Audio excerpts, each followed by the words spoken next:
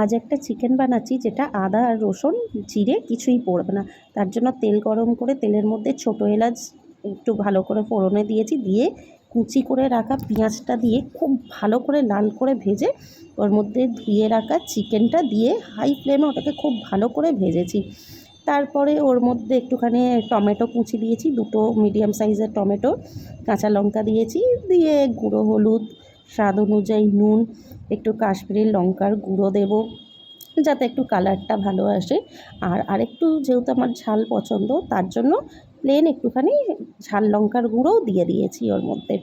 তারপরে ওর মধ্যে কী করবো, ধনে গুঁড়ো দেবো 1 চামচের মতো ধনে গুঁড়ো দিয়ে ওটাকে না হাই ফ্লেমে শুধু কষাবো, মানে প্রায় 2-3 মিনিট ধরে হাই ফ্লেমে রেখে ওটাকে কন্টিনিউয়াসলি কষাবো, যাতে একদম জিনিসটা ভাজা ভাজা মতো হয়ে যায় দেখতে।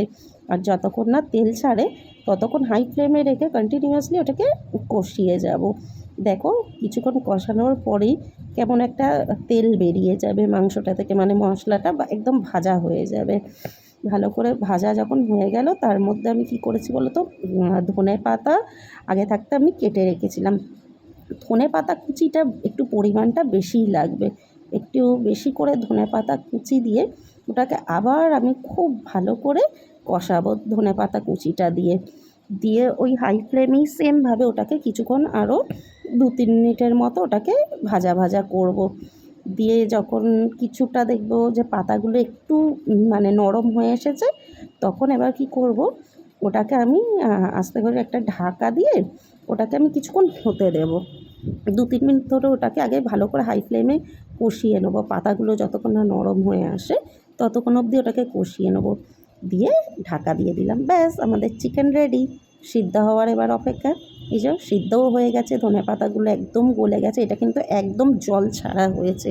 এবার সার্ভ করার পালা। তোমরা বলো কেমন হয়েছে। রেসিপিটা যদি ভালো লাগে জানিও, লাইক কমেন্ট করো, শেয়ার করো। আমার ছেলের থালাটা বাড়ছি, ওকেই আগে দিচ্ছি টেস্ট করার জন্য। Bye bye.